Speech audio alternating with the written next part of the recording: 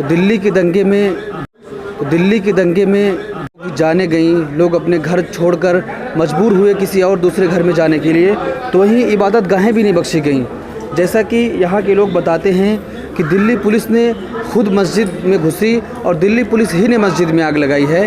जो यहाँ पे मस्जिद के साइड में प्रोटेस्ट चल रहा था, उसमें भी दिल्ली पुलिस ही ने आग लगाई। आप देख सकते हैं कि मस्जिद का हर हिस्सा जलकर खाक हो चुका है। ये कूलर है और ये फ़र्श है।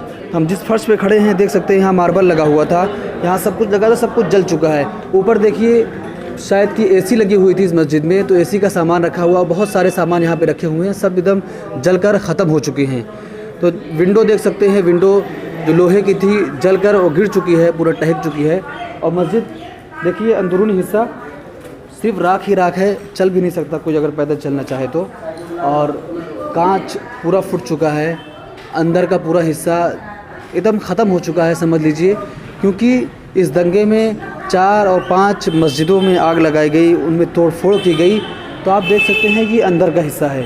अब ये नमाज़ पढ़ने के लायक मस्जिद नहीं रह गई है।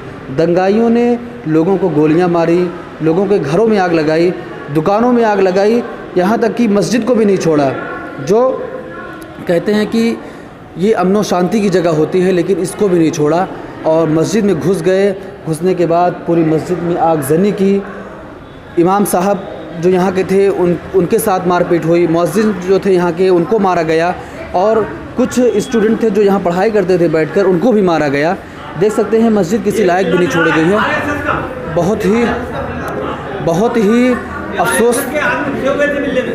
ही अफसोसनाक चीज़ है। ये देख सकते हैं अंकल के पास कोई चीज़ है, मस्जिद के अंदर मिला है, दिखाएं अंकल। हाँ ये देखिए ये जो पुलिस वाले थे, पुलिस का जो टैग लगा होता है उनके वर्दी पर ये मिला है, अंकल बता रहे हैं। क्योंकि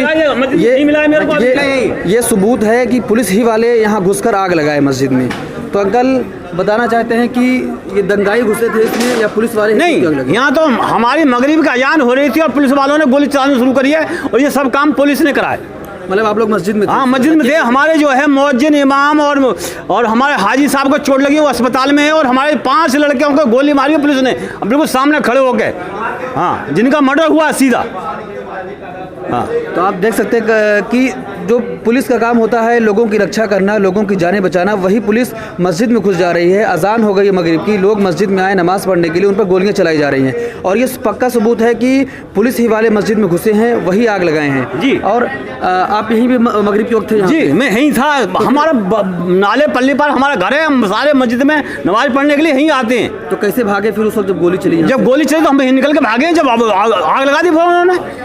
इस साइड में प्रोटेस्ट भी चल रहा था? हाँ प्रोटेस्ट भी चल रहा था, उसमें भी आग लगा दी? हाँ सब में आग लगा दी एक तरफ से। तो इमाम साहब को भी चोट आई है? इमाम साहब, मौज़िन साहब और हमारे हाजी सदर साहब सब अस्पताल में पड़े हुए हैं। हाँ।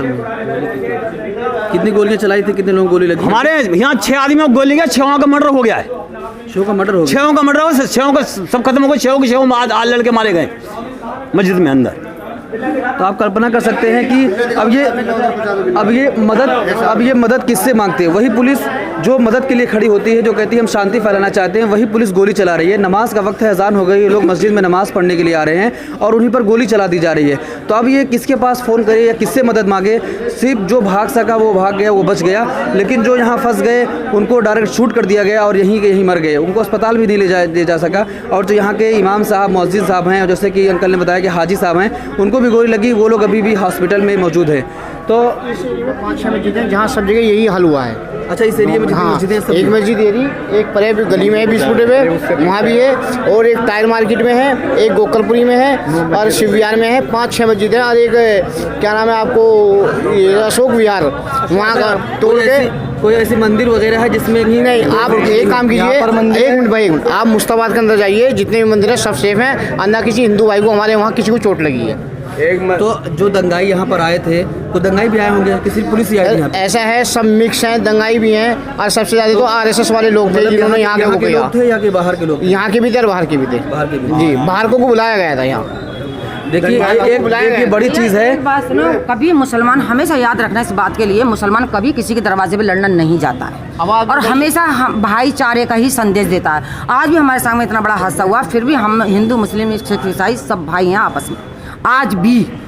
आज भी हमारे लिए उतनी इज्जत है। सर दो घर हैं हिंदुओं के, उस गढ़ के अंदर मंदिर है, मंदिर का एक प्लस्तर तक नहीं हटा है, हमने जरा भी नुकसान प्लस्तर तक नहीं हटा है, मंदिर सेफ है 33 फुट है, सिर्फ 2 घर हैं गली के अंदर। वहाँ जाइए कवरेज और मंदिर एक बड़ी चीज़ है कि जहाँ इसी इलाके में 5-6 बाज़ारें 5-6 मस्जिदें हैं, सब में आगजनी की गई, तोड़ फोड़ की गई और मंदिर भी है, लेकिन मुसलमानों ने किसी मंदिर को नुकसान नहीं पहुँचाया, न ही उसमें आगजनी की, न ही तोड़ फोड़ की। और जैसा कि भाई ने बताया कि पूरे मुस्लिम गढ़ है, उसमें 2 हिंदू भाई रहते हैं, उनका घर है, लेकिन उनको भी नुकसान नहीं पहुँचा। अगर जो मीडिया वाले ये दिखा रहे हैं, गोदी मीडिया, कि मुसलमानों ने आगजनी की, मुसलमानों ने पथराबाजी स्टार्ट की, अगर वो करना चाहते तो इनके इलाके में मंदिर है, वो उसमें तोड़ फोड़ कर सकते थे।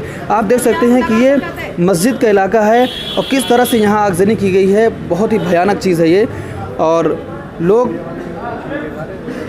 देख सकते हैं कि जो कुछ मुअज्जिन के खाने पाने की चीज़ें थी, जिसमें खाना वगैरह खाया करते थे, उस सब को निकाल कर फेंक दिया गया है यहाँ पर।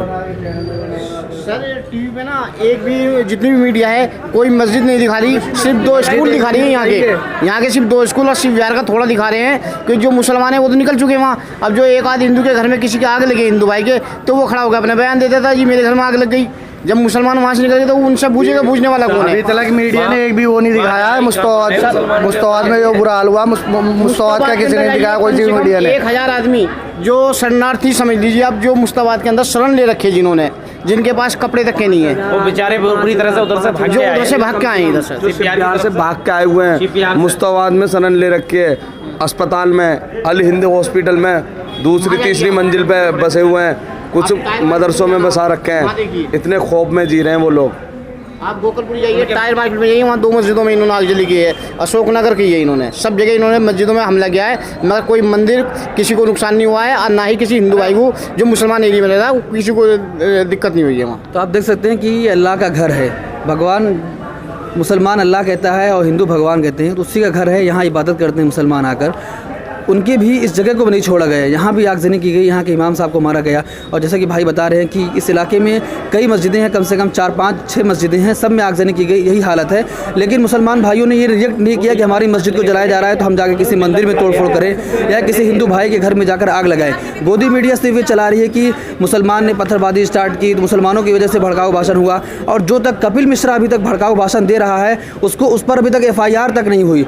तो ये बहुत ही अफसोसनाक चीज़ है कि दंगाइयों के साथ पुलिस वाले भी मिलकर मस्जिद में घुस गए, मस्जिद में जो नमाज़ पढ़े थे उन पर गोली मारे और कई लोग यहीं पर मर गए। ऐसी भयानक गोली चली जिनकी मौत हो गई। मिलर टाइम्स की वीडियोस देखने के लिए यहाँ क्लिक करके सब्सक्राइब करें और हाँ, बेल आइकन जरूर दबाएं। अगर फेसबुक पर देख रहे हैं तो पेज लाइक करें। ताज़ा तरीन खबरों और मज़ामीन के लिए विजिट करें हमारी वेबसाइट www.millertimes.com। हमारी ये वेबसाइट उर्दू, हिंदी, इंग्लिश तीनों लैंग्वेज में मौजूद है।